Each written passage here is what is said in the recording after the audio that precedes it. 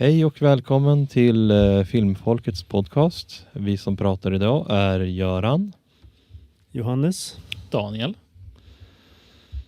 Dagens film är Indiana Jones Dial of Destiny. Filmen i korthet. Ja, det är en Indiana Jones-film. Har ni sett de gamla filmerna, då har ni sett den här filmen också. Det är Indiana Jones slåss mot nazister. Det handlar om någon klocka från Archimedes, så du ska kunna resa i tiden. Ja, det är typ filmen. Och så jagar de den klockan hela tiden och jagar Archimedes hemligheter. Ja, jag instämmer. Alltså, det är inte mer komplicerat än så. Det är väldigt simpel plotline faktiskt.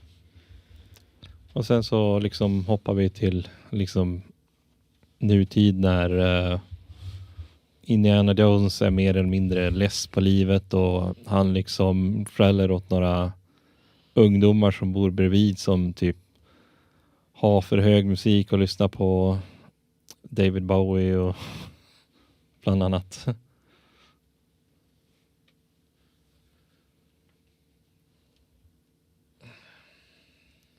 Se. Och sen så träffar han ju på sin guddotter Helena. Ja, just det. Jo. Som är på jakt efter just den där verktyget. ja, kopplingen där är ju att i början på filmen så är det utspelas ju 1944. Nazisterna håller på att frakta stöldgods.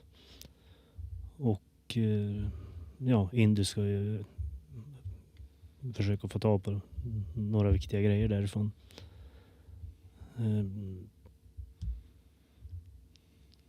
Och en av de här maskinerna och skatterna är ju då Antikythera-mekanismen, som är en känd, vad ska man säga, det är ett arkeologiskt fynd från Grekland.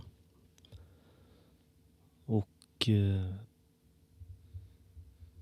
hans kollega där då på det här plundringståget då, det är ju hans dotter.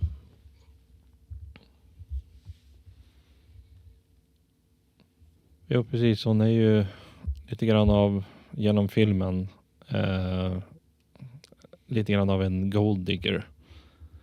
Liksom, det känns som att den enda gången i slutet av filmen så är det som att hon ändrar och verkar bry sig om Indy.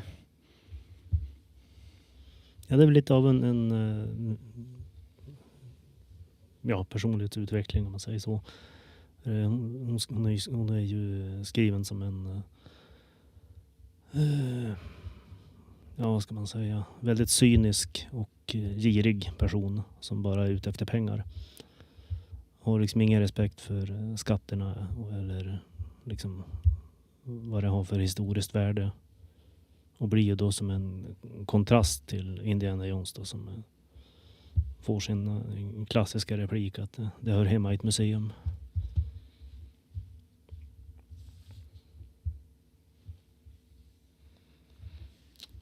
Jo, precis. Vad kan vi säga om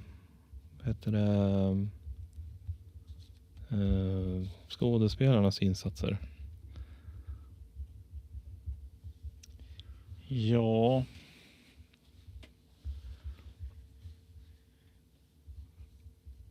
Alltså Harrison Ford, han ser ju bara less ut. Men han är bra på att spela surgubbe. Det är ungefär som att det är naturligt för honom. Jo, precis. Och det vad jag tänkte på. Jag trodde att jag hade skrivit upp någonting, men jag tror att det var ju många gånger i filmen när han liksom blev ägd, liksom att han föll upp och ner och liksom hade huvudet mot däcket på vet inte om det var någon moped eller vad det var. Och så sen kom tillbaka. Jag vet inte hur man ska förklara som.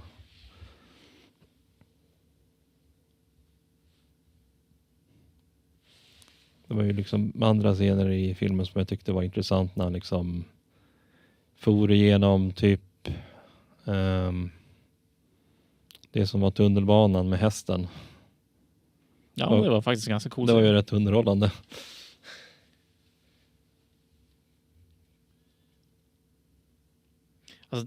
Alltså, just den sekvensen var väldigt bekant. Det känns som en annan film som man sett när det också har gjort sådär. Jag kan inte hjälpa att tänka liksom att det här känns så fruktansvärt bekant. Jag har sett det här någon annanstans. Man kan inte komma på vilken film det är.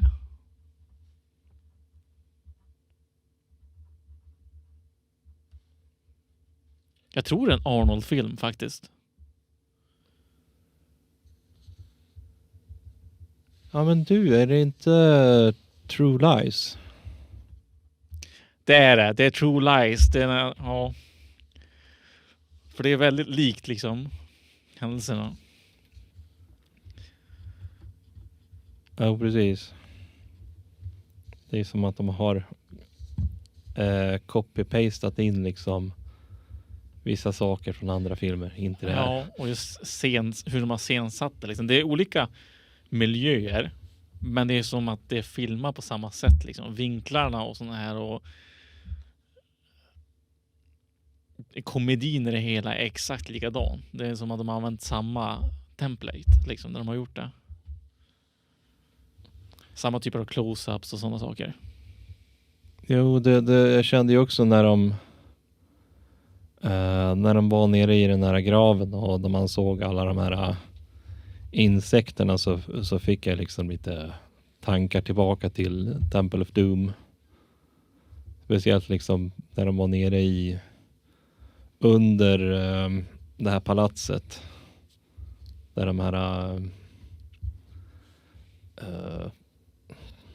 jag vet inte vad man ska kalla de som hade det här, de här stenarna för att ta ut hjärtat på folk.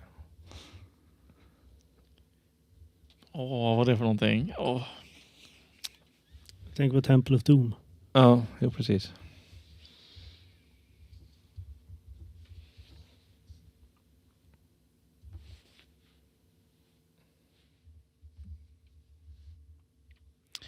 Och hon som spelar Helena gör också ett bra jobb.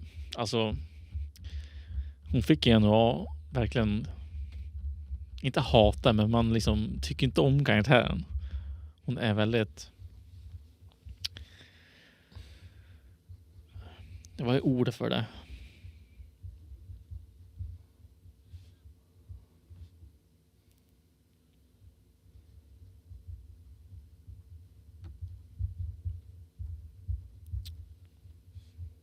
Jag vet inte vad ordet är. Men alltså hon var allmänt otrevlig liksom. Respektlös som du sa. Och alltså, hon gör det bra. Ja, men det är just det att hon blir som en effektiv motsats till liksom indisk karaktär. Dock så sålde hon mig aldrig på liksom när hon skulle vända på sig och faktiskt bry sig om någonting annat än pengar. Jag var inte riktigt såld. Nej, jag tycker ju att med tanke på att Indy var ju less på sitt liv och det där var det han ville göra. Jag tycker att det hade ju varit bättre att han hade fått vara kvar där liksom. Och spendera den sista tiden av sitt liv och liksom sen dö där. Och Jag tänker i forntidens Syrakusa. ja, precis. Jag ser, är det några fler av rollerna som stack ut? Alltså det är ju nazistledaren där. Vad heter han? Faller. Vad heter skådespelaren? Det är ju Mads Mikkelsen. Så heter han, ja. Alltså han är... Spelar ingen roll vad han gör. Han är bra i allt, tycker jag. Han är så fruktansvärt bra. Helt att spela skurk och sånt. Det är... Ja, han är grym. En övertygande bitter nazist. Ja.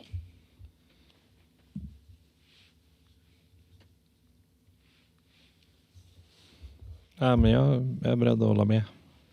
Men utöver det så var det ingen som stack ut riktigt, ska jag säga. Ja, det är kul att se några äldre skådisar som John Rhys Davis, Salla och det här. Att de fick komma tillbaka också. De fick etablera vad som hade hänt med honom och så. Är det några fler av rollerna som ni tycker sticker ut? Nej, faktiskt inte. Bara en tanke här om skådisarna här. Då är vi ändå inne på det. Just det här att de ska i alla filmer ska de ha skurkarna ska ha en stor och tung som ska vara liksom agera en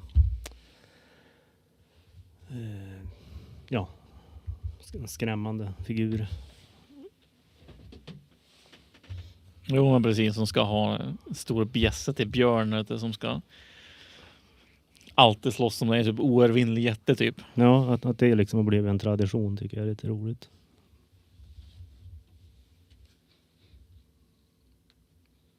Och så var det kul att se också han som spelar Archimedes. Liksom all hans dialog är ju antik grekiska. Och det är jävligt coolt faktiskt. Ja, just det. Någonting som stack ut. Den här romerska soldaten som var ett par scener där man fick se närbild och grejer som skulle jaga efter indier då. Det stack ut på ett dåligt sätt skulle jag säga. Jag vet inte, jag var inte heller såld på den karaktären. Det var inte mycket man fick se honom, men det var som någonting kändes off. Vad kan vi säga om bildkonsten då liksom? Alltså det är ju snyggt filmat. Alltså det är verkligen en stor film om man säger så. Det är snyggt på alla sätt så.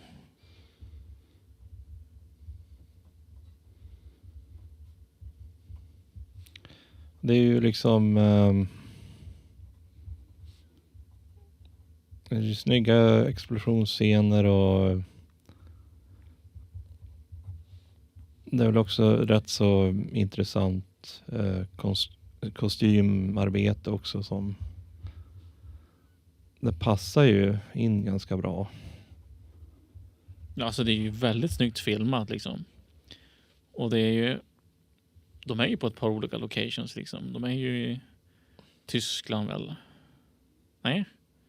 Franska Alperna. Franska Alperna är de, ja. Och så är de ju i Marocko. Italien? Ja, södra Italien. Ja. Så det är lite, de är lite runt överallt faktiskt. Och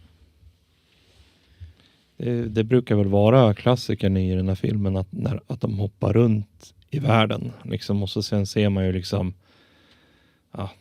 den klassiska kartbilden att men nu far vi den här vägen och så sen hit. Och det är mycket av saker från de äldre filmerna som kommer tillbaka. Men det är en sån sak de måste bocka in liksom. Den måste vara där. Det hör till. Ja, var det någon sån här kartscen? Ja, det var det. För jag tror jag förde anteckningar då. Jo, jag tror det var ett par gånger liksom, när de for till olika ställen.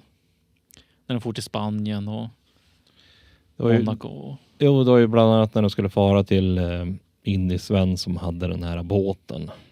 Och det var väl Spanien, va? Ja, jag tror att det var det. Då fick man ju se en sån här kartbild när de får runt. Eller om det var någon ögrupp i Spanien kanske. Det var lite intressant också. Det var ju Antonio Banderas. Eller hur? Jag tyckte han såg bekant ut. Mm. Det är också en gammal skådis. Ja, han har blivit gammal, men det är så det är.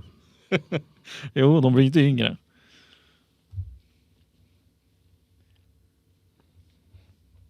Han måste ju väl vara runt 50 någonstans.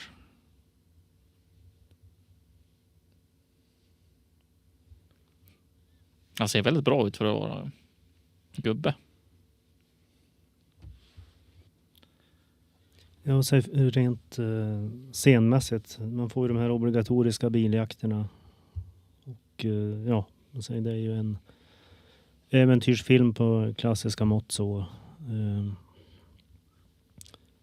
Någonting jag tänkte på var att många scener är väldigt närgångna. Det är väldigt täta actionscener. Om det så är inne i fordon eller om det är i gränder och så här. Och jag tror att det kan... Jag vill inte säga att det har att göra med budgeten att göra, för det är ju bevisligen påkostat. Men jag tror att rent tekniskt att det är scener som egentligen är filmade liksom på... ja, liksom i studio. Det är inte på plats.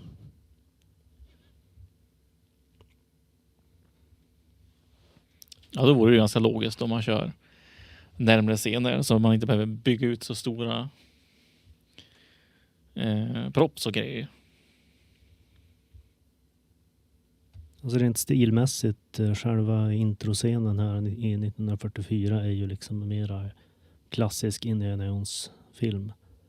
Medan det senare då, det är ju mera filmat på mera modernt sätt. Det är någonting de gjorde medvetet. Sen var det ju också det här med, de hade den här processen med de-aging, alltså att redigera bort hur gammal Harrison Ford faktiskt är där i introt. Och då har de ju en stand-in skådis då, som gör liksom ja, det som måste göras med just ansiktet och det här, att det är kompetent gjort, men det syns ju ändå liksom att det är datateknik i grunden. Det är så här uncanny valley. Ja, precis. Och så kan det inte vara en sån här film utan ett slagsmål var på ett tåg. Det är också klassisk scen. Ja, det var engagerande. Jag tyckte det också var intressant i början där när han liksom hur länge han kunde ha den här snaran på sig utan att det skulle hända någonting. Jo, men det är för att han fick ju bort händerna så han kunde ha händerna emellan. Ja. Så han använde ju styrkan för att hålla upp sig. Det är därför. Annars hade jag ju hört alltså då hade jag blivit lite irriterad på om han hade hängt faktiskt. Ja, vad säger vi om filmmusiken? Ja, men det känns ju som att man känner igen vissa sådana här klassiska toner från gamla Indiana Jones-filmer. Och så sen så ja, som jag sa att det var ju typ bland annat någon låt från David Bowie. Ja, det är väl liksom för att etablera liksom tidseran. Det var ju någonting jag faktiskt reagerade på. Att det stod inget årtal. Utan man bara etablerar att det är en... Nu har det gått så många år. Men i praktiken så är det ju 25 års mellanrum mellan intro och resten av filmen. Jo, jag menar i filmen som var innan då utspelade det ju sig på 50-talet. Om jag inte minns fel. Ja, precis. Det var ju liksom under kalla kriget och allt det där. Så, ja. Och nu är det väl någonstans runt 70... 69. 69, okej. Det stämmer ju. Ja, jo.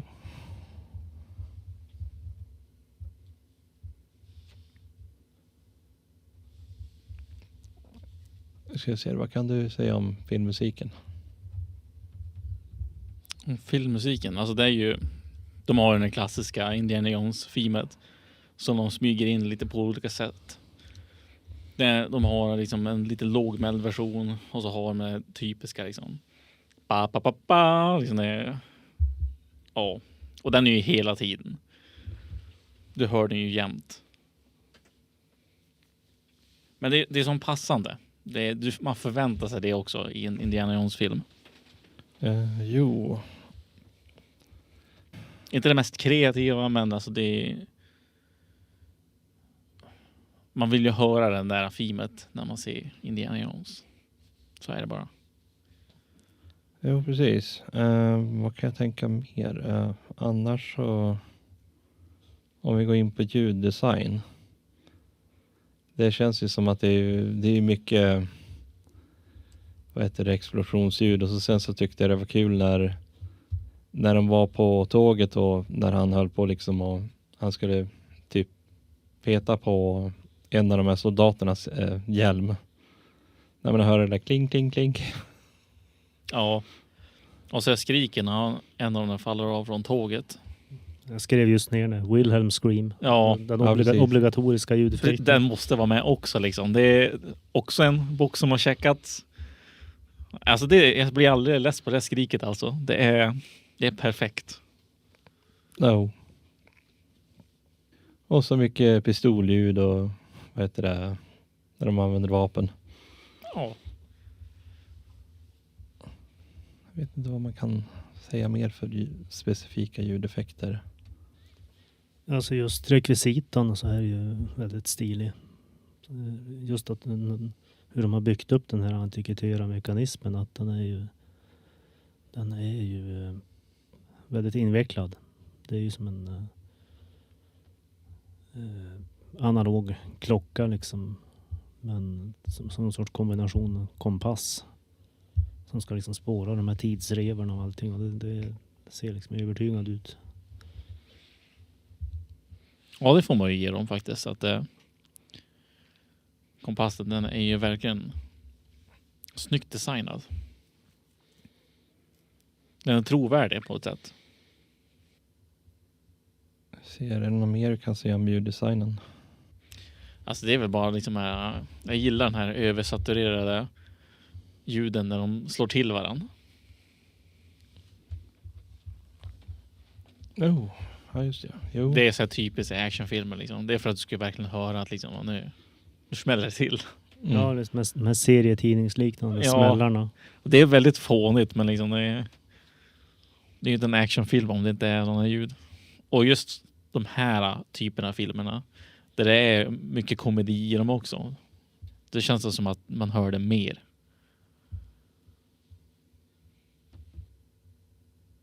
Är det också från något ljudarkiv eller någonting? Eller är det bara att de gör om dem varje gång? Det känns ju väldigt opraktiskt. Ja, det finns ju arkiv för alla möjliga ljudeffekter. Det är ju mer en fråga om man kan känna igen dem eller om det är någonting de har försökt att efterapa. För det känns ju som att de har använt samma punch i varje liksom sån här film. Indiana Jones film. Och inte bara Indiana Jones, men eftersom att det är den filmen vi pratar om så. Ja just det, jag vet inte om vi pratar om det här med biljakter och sånt. När de körde i kapp liksom en Mercedes med en mopedbil. Och ibland körde de om den här bilen typ. De körde fruktansvärt fort med den här mopedbilen. Och plus att den var skottsäker. Ja, det är frågan om den kanske... Alltså nu kan jag ingenting om bilar. Att den måste ha varit jävligt trimmad och liksom... Ja. För att kunna hinna ikapp med bil. Alltså det måste ha varit någon sleeper-bild eller någonting. Det måste ha varit en motorcykel av något slag. Den lät som en moped. Så det var lite komiskt. Jag vet inte om det är tänkt så eller om det bara är en miss från deras sida. Jag har ingen aning. Men nu när du säger det så låter det låter inte logiskt. Att en tuk-tuk Eller var det en tuk-tuk eller var det typ en motorcykel som skulle hinna ikapp en vanlig bil? Alltså en motorcykel skulle kunna göra det. Men en tuk-tuk, alltså det är en moped typ. Ja, det är en moped. Alltså en moped som typ, den borde ju liksom inte hinna ikapp en bil. Inte på det där sättet som de kör den på. Liksom det är som... Nej, jag tror faktiskt inte det. Men jag tänkte när vi är inne på det ungefär, vad kunde ha gjorts annorlunda och övriga tankar om filmen? Ja, för mig är ju slutet då. Hade kunnat gjorts annorlunda.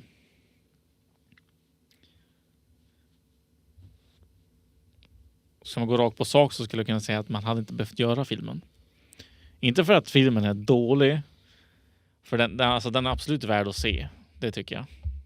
För det är en underhållande film. Men det är som ingen nytt eller det är... Efter man har sett så känner man liksom den behövdes inte göras liksom. Tycker jag. Det är ungefär som det man tyckte med förra filmen. Crystal Skull. Crystal Skull, att den behövdes ju inte göras, men den var ändå rätt okej. Det är ungefär samma sak med den här. Det var väl vissa moment som man tyckte att den var, men alltså varför? Ja, alltså de är varken bu eller bä, de där två filmerna. Men ja, värt att se en gång. Men det är nog inget som jag kommer att gå tillbaka och se liksom. Nej, men det var väl ungefär samma sak här. Att jag kände att jag ville se den bara för att nu har jag sett alla som finns av just de här filmerna liksom. Jag tror det är det de räknar med också när de gör de här filmerna. Liksom att folk som har sett den här kommer gå och se den bara för att de har sett de andra filmerna. Jo, precis. Jag försöker komma på vad mer man skulle kunna... Det var ju vissa av karaktärerna i början som dog väldigt tidigt i filmen. Ja, några av Indis kollegor dog ju väldigt fort. Ja, han blir ju oskyldigt anklagad för mord där. Och det är ju en detalj i handlingen som aldrig riktigt får något slut. Nej, jag märkte det också i slutet liksom. De nämnde aldrig det igen. Vad händer där? Nej. Hur blev han rentvådd liksom? För det var ju jättestort. Alltså, han var ju på tv och allting. Så hur döljde de det liksom? Missar vi någonting? Alltså körde de in i en annan sån här tidsloop-grej som en sak att tänka på där liksom, att det är ju om man ska prata om en annan detalj så kan man ju ta med det också. Men det är ju det liksom att skurkarna i den här filmen, det är ju då har man kommit tillbaka till det klassiska, att slåss emot nazister. Men samtidigt så har de ju så är det ju så att den här typen, han har ju nästlat in sig i USAs regering som en NASA-vetenskapsman. Och det är ju liksom inte följd av andra världskriget med Operation Paperclip och det här. Så det gör ju också att USAs regering är liksom skurkarna ett tag genom CIA och allting. Tills det sen etableras hur han har sina lojalister på insidan.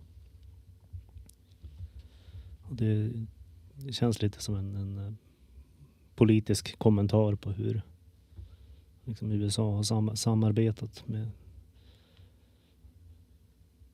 dessa människor. Och det är också en intressant övergång genom att i Crystal Skull så försökte de klämma in Sovjet i samma roll som nazisterna, alltså i liksom skurkrollen där. Det funkar lite si och så när de försökte få det liksom på samma nivå. Så kan jag tycka att de kunde ha gjort mer av just det här persondramat liksom. För att kunna göra den här filmen så måste de ju ta bort en del av det som etableras i slutet på Crystal Skull. Och då är det ju delvis då att de har ju gjort att Matt, Henry III, Indy Jr. har ju dött i Vietnamkriget. Och att Marion då utifrån detta vill skiljas. Och det är som en hel grej som de inte gör mycket av ändå. Då det ändå ska vara ett sånt som personlig grej. Det är liksom bara någonting som löser sig på slutet liksom. Men man får ingen... Det är väldigt dåligt uppgjort om man säger så. Liksom bara, nu är allting bra igen. Ja, det ska vara ett sån oerhört viktig händelse liksom i Indys liv, och det görs inte mycket av. Det är liksom bara en ursäkt för att inte ha de här skådisarna med. Ska vi se, är det något mer vi kan komma på om vad som kunde ha gjorts annorlunda? Det var för lite ormar. Det är... Ja. Mer ormar hade behövts i filmen. Vi fick ålar istället. Ja, det är inte riktigt samma sak. Nej. Ja, det var en liten grej där att Indy måste insistera på att ålar är inte som ormar. Ja, han försöker intala sig själv och det är faktiskt väldigt roligt. Men jag saknade ormar i den här filmen.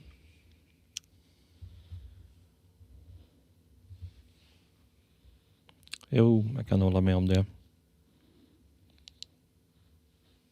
Ja, men en grej är ju liksom hur de gör Indys ålder till en del av handlingen. Ska liksom påpeka att han är för gammal för den här skiten flera gånger om. Han har sina gamla skador och sina krämpor och liksom är ganska less. Och det leder ju liksom upp till det här vid slutet då.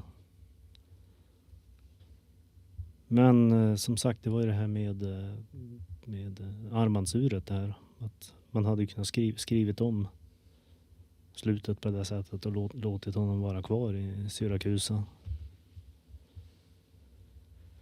Ja, jag hade gärna sett det avslutet där han stannade kvar där. Och att de kanske hade grävt fram liksom hans hatt och grejer. Kanske något meddelande i slutet.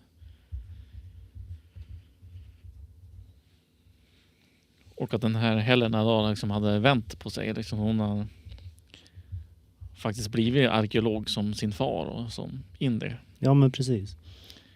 Istället för att fortsätta typ, kanske som en tjuv eller någonting. Nu var det ju oklart på om hon fortsatte i den vägen eller om hon faktiskt ändrade sin livsstil. Det känns ju som ändå som att hon kommer att fortsätta lite grann som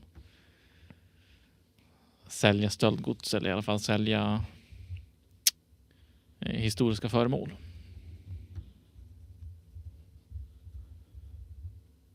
Är det något mer vi kan komma på? Ja, det var någonting som retar mig lite grann. För jag är så oerhört insnöad på världshistoria och annat sånt här.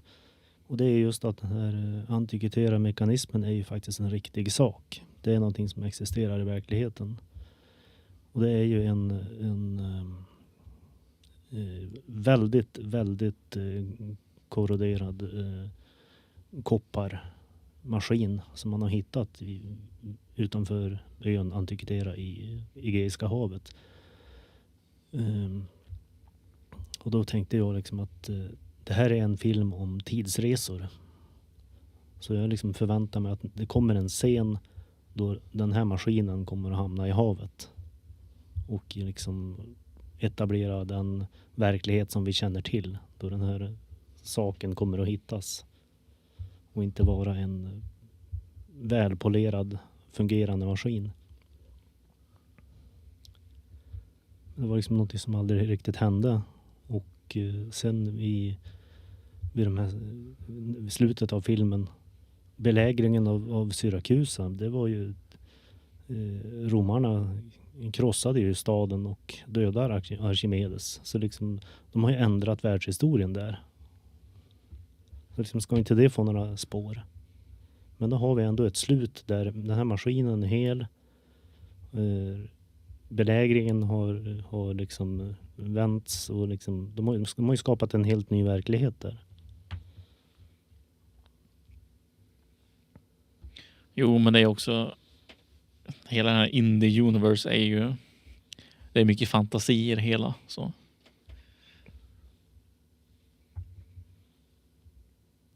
Det är klart att de tar ganska mycket frihet när det kommer till historia.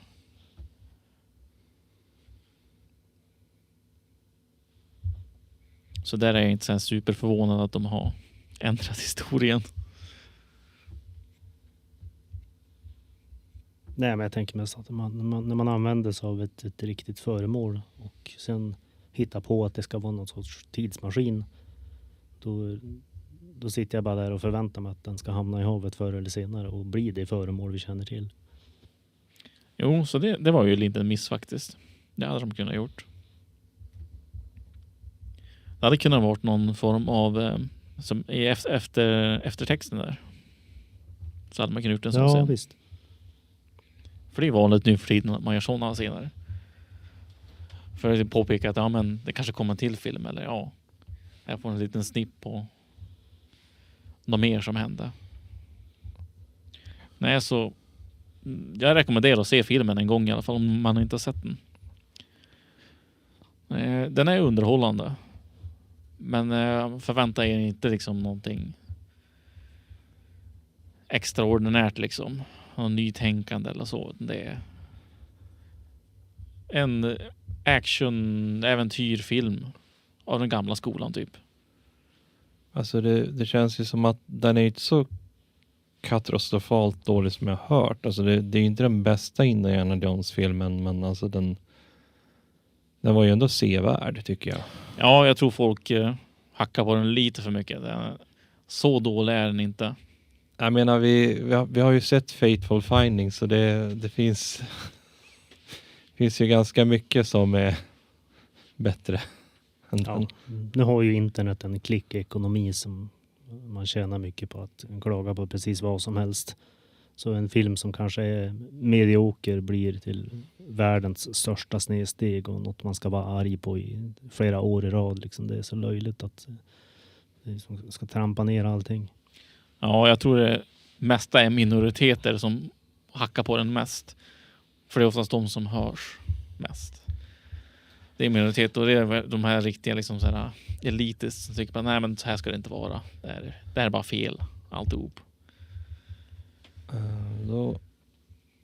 Då är frågan, ska vi övergå på eventuella idéer till nästa gång? Ja. Ska jag fortsätta med Cornetto-filmerna eller kör vi de här monsterfilmerna vi pratade om? För de hade vi börjat med. Jag tänkte, typ Dracula och Invisible Man och... Ja, där tänkte jag lite på en balans mellan filmer. För då har vi Mumien från 1999. Som är en typisk äventyrsfilm. Som använder den gamla Universal Horror Mumien som skurk. Ja, men den låter intressant. Den skulle jag hemskt gärna vilja se. jag håller med dig. Alltså liksom antingen den eller så tar vi den sista av Cornetto-filmerna så har vi hur ska man säga, typ då är vi klar med den trilogin liksom. Har vi sett World's End? Ja, det har vi. Vi gjorde det, okej. Visst såg vi Hot Fuzz också? Ja, det gjorde vi. Det minns jag. Men World's End minns jag inte att vi såg här. Jag vet att jag har sett den, men inte... Jo, men den såg vi. Det var tidigt, va? Fast, Den kanske inte var så minnesvärd. alltså den var ju underhållande, det var den ju. Alltså det är, om man säger så här, av Cornetto-filmen så den är ju den som jag minns minst. Mm. Men jag har ingen minne av att den är dålig heller. Ja, men då har vi en plan, mer eller mindre. Ja, men om vi inte kan komma på något mer så kan jag ju önska er hej och adjö för den här gången. Hej då! Tackar för mig.